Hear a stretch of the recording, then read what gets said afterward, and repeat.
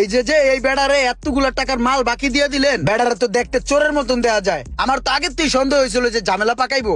ওই বেড়ায় যে একটা নাম্বার দিয়ে গেল, ওই নাম্বারটা কি তার নাম্বার নাকি অন্য কারো নাম্বার, একটা কল দিয়ে দেন। আমার তো সন্দেহ হয়েছে আগের থেকে, আপনার দিছে বাস। আপনার ডায়ালকৃত নম্বরে এই মুহূর্তে সংযোগ প্রদান করার নাম্বার বন্ধ।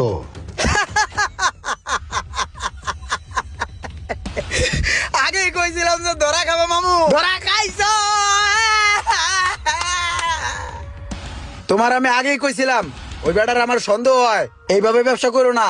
2-4 দিন একটু ভালোই সম্পর্ক করছে, বাকি নিছে, বাকি টাকাগুলো দিয়ে দিছে, বড় একটা ডাইন মেরিয়া কোপ দিয়ে চলে গেছে গা। 30,000 টাকার মাল লয়ে গেছে গা। এখন বুঝো চুলকাও মিয়া, ব্যবসা করতে আইছে। হ্যাঁ, নাম্বার দিয়ে গেছে, বন্ধ বন্ধ।